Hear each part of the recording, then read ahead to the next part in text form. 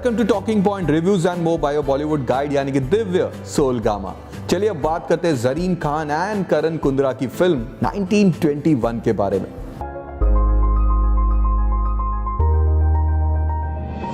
Horror genre की बात करेंगे तो हमारे हिंदी सिनेमा में उसका फुल फ्लेज आगमन किया गया था बाय द रामसे ब्रदर्स।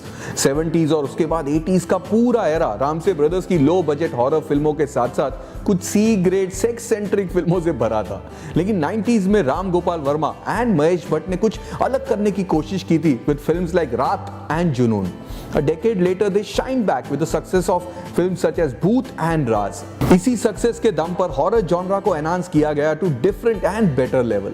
कई और डायरेक्टर्स ने अलग करने की कोशिश की, जैसे कि Vikram Bhatt for the movie 1920। Vintage settings, soulful music and decent special effects की वजह से 1920 was successful at box office, जिसके बाद इस सीरीज में कई और फिल्में बनी and the latest one to join this gang is 1921 starring Zareen Khan and Karan Kundra.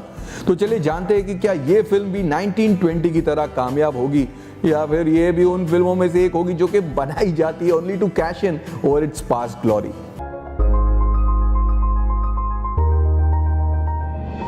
1921 film की कहानी आयुष यानी कि करण कुंद्रा की, जिसे उनके पापा के बॉस मिस्टर वाडिया यानी कि विक्रम भट्ट ग्रेट ब्रिटेन भेजते हैं ताकि आयुष वहां जाकर म्यूजिक में अपनी तालीम पा सके, साथ ही वाडिया साहब के शानदार घर की देखभाल भी कर सके।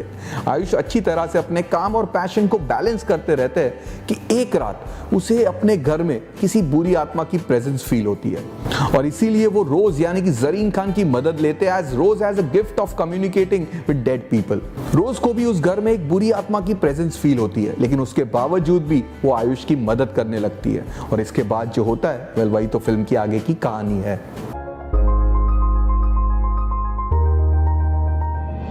अब 1921 एक ऐसी हॉरर फिल्म है जिसमें थोड़ी बहुत कहानी भी है, लेकिन सैडली इस कहानी को काफी खींचा गया है।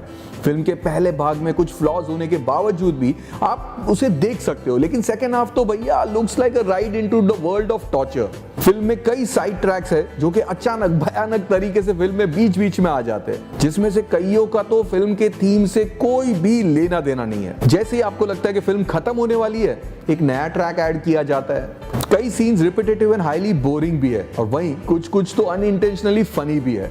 कुछ सीन्स को तो बाद में एक्सप्लेन भी नहीं किया गया है, मसलन के करण के पेंटिंग और एक एंशिएंट बीमारी के बारे में बताया जाता है और आगे जाके उसके बारे में कुछ भी नहीं बताया जाता है। एक सीन में जरीन वर्ल्ड वॉर 1 का मेंशन करती है, जो कि टेक्निकली रॉन्ग है, उस वक्त तक सिर्फ वर्ल्ड वॉर ही हुई थी, ना 1 ना 2, क्योंकि 2 का तो नामो निशान भी नहीं था। ये है इस फिल्म की रिसर्च। और हॉरर की बात करेंगे तो हार्डली कोई स्कैरी सीन्स है इस फिल्म में। इनफैक्ट ऐसा लगता है कि भूत फिल्म में सिर्फ छुपा छुपी आके हाइड एंड सीक खेल रहे हैं। एक भूत तो गाड़ी के पीछे सीट में आके अचानक से भू करता है, वो भी टोटली फनी लगता है। एंड क्लाइमैक्स के बारे में क्या आप कहूं, टोटली क्लटर्ड है और आपके 2.5 घंटे की टाइमिंग की बर्बादी को बिल्कुल भी जस्टिफाई नहीं करता। हाँ, on the positive side cinematography काफी बढ़िया और लोकेशंस भी काफी अच्छे हैं। 1920 सीरीज में म्यूजिक काफी अच्छा होता है, लेकिन यहाँ पर आने वाले कल एंड कुछ इस तरह के अलावा कोई खास गाना नहीं है। वहीं बैकग्राउंड म्यूजिक की बात करेंगे तो जेनरिक सीन्स में ठीक ठाक है, लेकिन हॉरर सीन्स में टेरेबल है। एक सीन में तो वो पुराने हॉरर फिल्मों के भूतों की तरह हंसी वाले साउंड्स भी घुसाए गए।